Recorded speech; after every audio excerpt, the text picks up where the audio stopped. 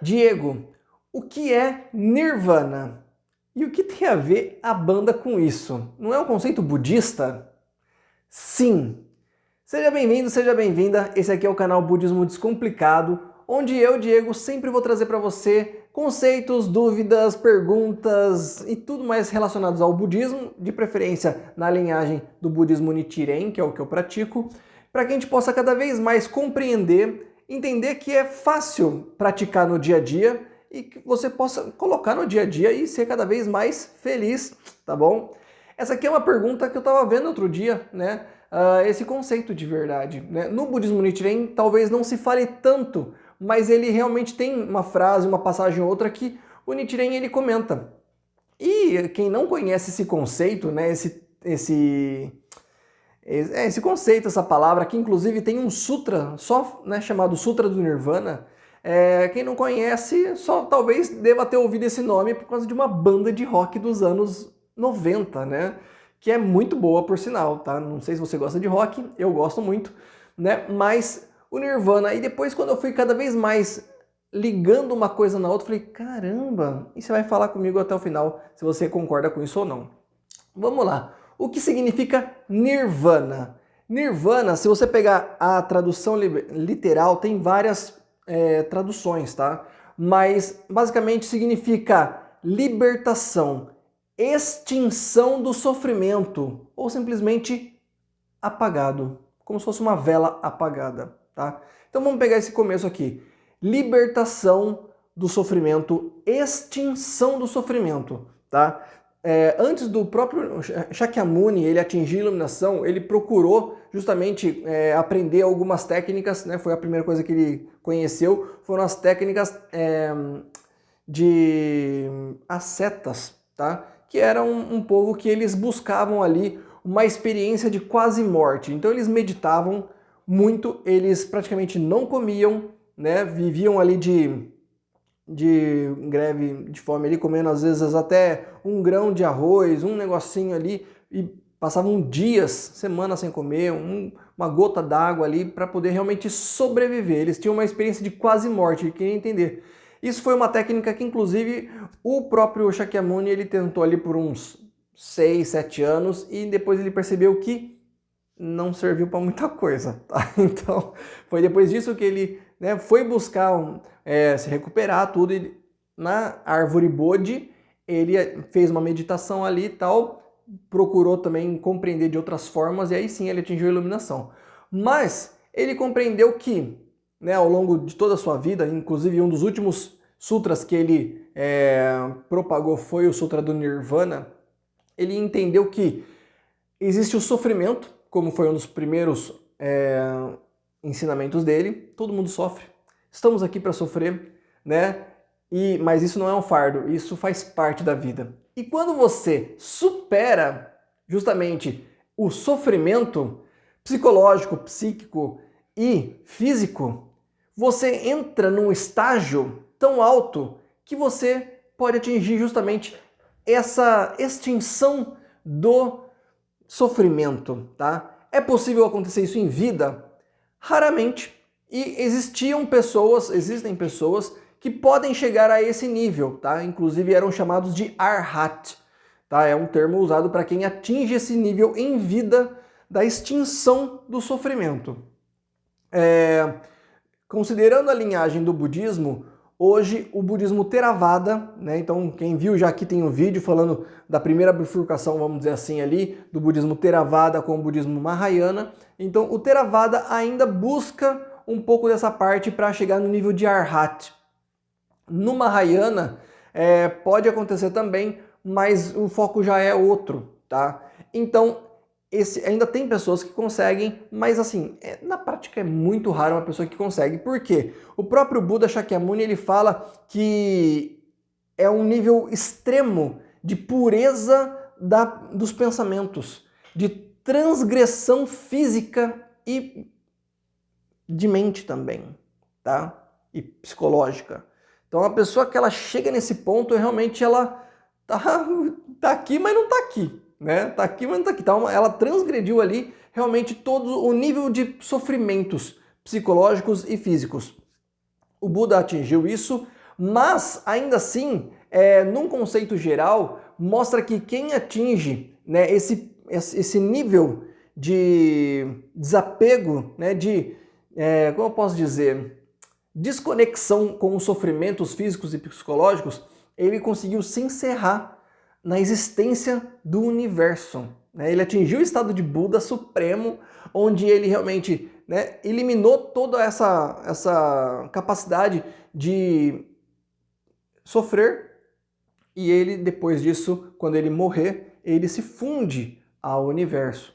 Isso aconteceu com o Buda, por exemplo. Tá? Então, quando ele faleceu aos 80 anos, né, falaram ali que ele atingiu ali o Nirvana, ou seja, ele não renasceria de novo, né? Renasceria é um termo ainda muito fraco para a gente usar aqui, mas, ou seja, não existiria mais existências relacionadas à essência do Buda. Por quê? Porque dali ele já atingiria o Nirvana, ele se fundiria com o universo na frequência dos Budas. Compreende isso?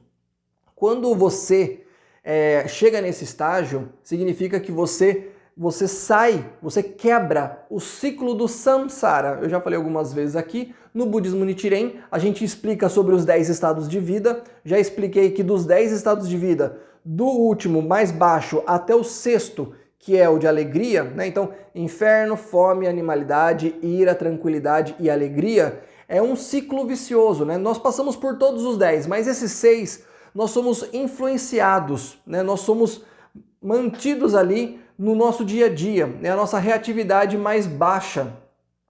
E quando você tem uma existência onde você é baseado nessa parte mais baixa do ciclo, você termina a sua existência e você criou causas, né? Aí tem relação com o karma, onde você criou causas ainda dentro do samsara. Você vai entrar numa nova existência depois, nessa mesma tendência básica de novo, né? E por isso que nós temos a prática budista, inclusive do Nam-myoho Renge-kyo, para que você possa cada vez elevar seu estado de vida. Você quebre essa manipulação, esse fato de você ser facilmente influenciável, e você busque novos estágios. Quanto mais você se mantém nos novos estágios, erudição, absorção, bodhisattva e Buda, mais você inverte, né? E você influencia, você quebra ali a influência para que você possa ser o ponto de referência.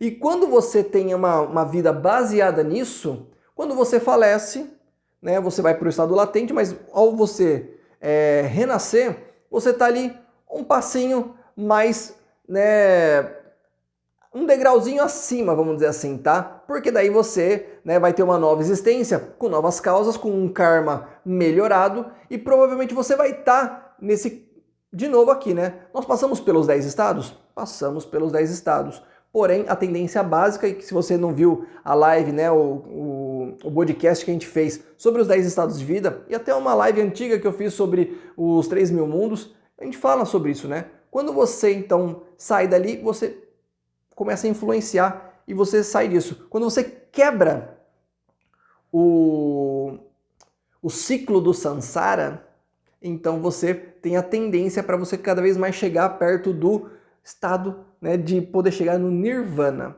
Isso aí é o lance do nirvana, né?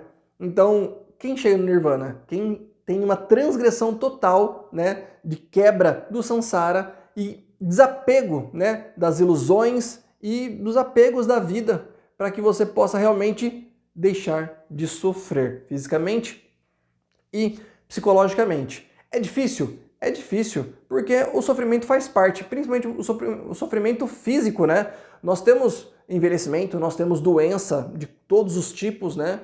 E o próprio finzinho da vida ali, né? Se não for por uma tragédia, se for o finzinho da vida, você vai adoecer e vai morrer, né? O próprio Buda Shakyamuni morreu, sabe do quê? Ele morreu de diarreia, tá? Ele, né, comeu alguma coisa podre e morreu de diarreia. O próprio Buda Shakyamuni, o Buda Nichiren Daishonin, ele também estava enfermo, né, aos 60 anos. Os discípulos dele tentaram levar ele para uma região que tinha águas termais para tentar dar uma melhorada na saúde.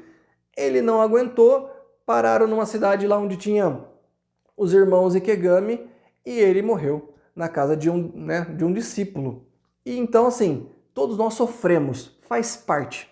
Mas a busca do budismo, né, é você na prática cada vez mais entender que, apesar desses sofrimentos físicos, a gente pode ter uma qualidade de vida muito boa, onde isso faz parte, né? E quanto mais a gente conseguir praticar isso, mais a gente tem uma tendência a criar causas para que a gente possa transgredir esses sofrimentos que inclusive são físicos, né? E os psicológicos também, porque tem até um lance hoje em dia que a gente fala que o nosso corpo ele é psicossomático, né? O que a gente pensa, ele pode desencadear, né? Tem gente que fala tanta coisa que fica doente depois, já pensou? Já percebeu isso, né? Tem pessoas que criam doenças, né? Tem pessoas que até falecem, por quê? Porque pensou tanto em morte, por exemplo, que criou a causa ali para o corpo reagir daquela forma.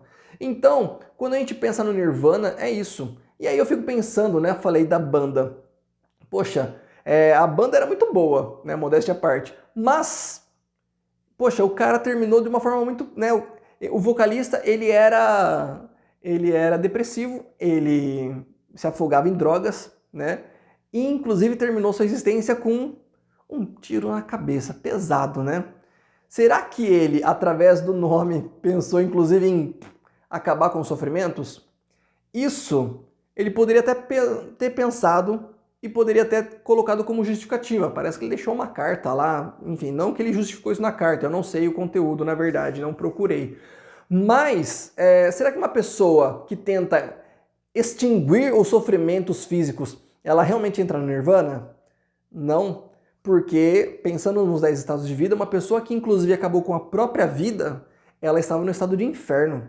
Ou seja, ela estava com certeza muito imersa dentro do ciclo do samsara.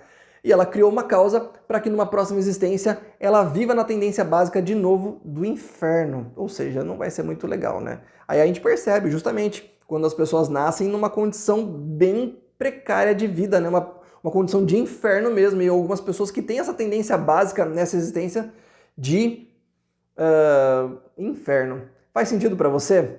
Então, basicamente é isso. O Nirvana, ele é uma busca que até pode ser atingida em vida, como os arhats, porém, ele, no geral, né, tem muitas definições, várias linhas budistas, cada uma imagina de um jeito, né? Mas como eu falei aqui, o que o próprio Shakyamuni, ele descreve é uma transgressão, né, do sofrimento físico e psicológico, tá? E quando a gente chega nesse nível, você até encerra suas existências, porque você sai do ciclo do samsara, suas existências já tá tudo bem aqui agora, então pode se fundir com o universo e vive no mundo dos Budas. É mais ou menos isso, tá? Se você gostou, então já deixa o like, compartilha com o pessoal que tem essa dúvida. Quem gosta do Nirvana também, manda para essa pessoa, porque essa pessoa, de repente, ela vai entender um pouco mais por que tem esse significado, esse nome dessa banda.